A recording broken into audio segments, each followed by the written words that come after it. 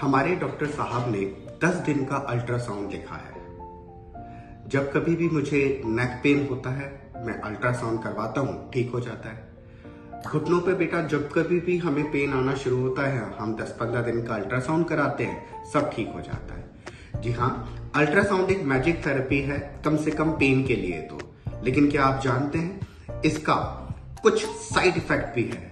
ये डेंजरस हो सकती है किसी किसी कंडीशन में। बिना ये जाने कि ये आपके लिए, सेहत के लिए सही है या नहीं है, कंटिन्यूसली अल्ट्रासोनिक थेरेपी लेते चले जाना आपके लिए प्रॉब्लम बन सकता है। चलिए जानते हैं कौन सी ऐसी चीज है जिसके अंदर ये कारगर है और कौन सी ऐसी चीज है जहां पे ये प्रॉब्लमैटिक है।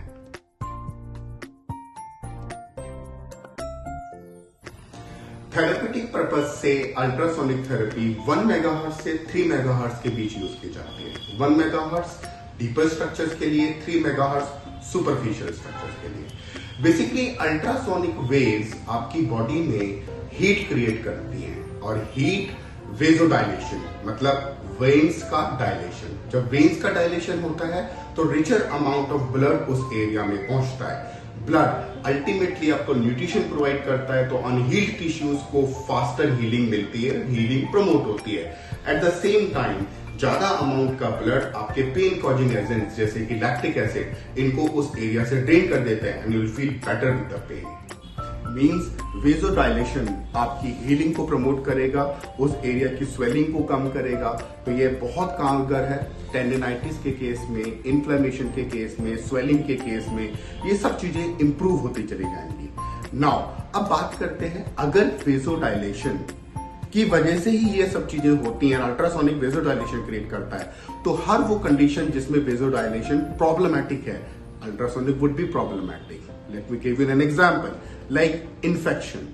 बॉडी के किसी भी पार्ट में अगर इन्फेक्शन हो, उस एरिया में अगर आप अल्ट्रासोनिक करते हैं तो वेजो डायलेशन की वजह से हीमोजेनिक स्प्रेड होगा, मतलब ब्लड उस जगह से दूसरी जगह पर इन्फेक्शन को कैरी करेगा। और जब इन्फेक्शन को कैरी करेगा तो एक जगह से इन्फेक्शन दूसरी जगह तक स्प्रेड होता चला जाएगा और ये सबसे बड़ा प्रॉब्लमैटिक पॉइंट है अल्ट्रासोनिक के लिए। इसलिए किसी भी तरीके का इन्फेक्शन, स्पेशली कैंसर या ब्लड कैंसर के केस में अल्ट्रासोनिक हाईली कॉन्ट्राइंडिकेटेड थेरेपी है।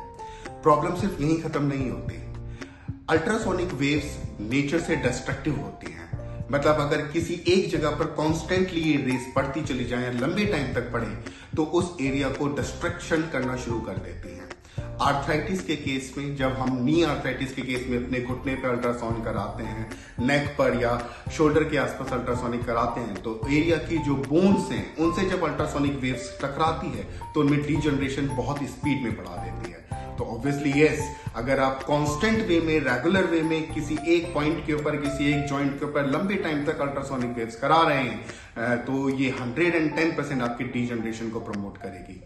हर किसी एल्डरली जिसका नी रिप्लेसमेंट, हिप रिप्लेसमेंट या शोल्डर रिप्लेसमेंट हुआ है, या फिर मेरे नए एथलीट्स जिनका किसी न किसी वजह से, एक्सीडेंट की वजह से ACL रिहैब हुआ है, या फिर कुछ इम्प्लांट उनकी बॉडी के अंदर अगर पड़ा हुआ है, उस इम्प्लांट, क्योंकि इम्प्लांट मेटालिक होते हैं, उन पे अगर अल्ट्रासोनिक वेव्स गिरती है, क्योंकि जैसे मैंने बताया कि एक हीट क्रिएट करती है, तो मेटालिक इम्प्लांट गर्म होने की वजह से अंदर बर्न क्रिएट कर सकता है। अगेन किसी भी तरीके के इम्प्लांट में, चाहे वो TKR हो, चाहे THR हो, चाहे शोल्डर का रिप्लेसमेंट हो, उस केस में अगर अल्ट्रासोनिक वेव्स यूज की जाए तो ये डेंजरस बन सकता है। तो मेरे दोस्तों, सिर्फ यही एक रिक्वेस्ट आपसे कि कभी भी अगर आप अल्ट्रासोनिक थेरेपी के लिए जाते हैं तो अपने फिजियोथेरेपिस्ट या अपने डॉक्टर को सबसे पहले अपनी मेडिकल हिस्ट्री जरूर बताइए और take a call whether it is that much of beneficial for you और नॉट, जितना कि डेंजर होते हैं। Thank you.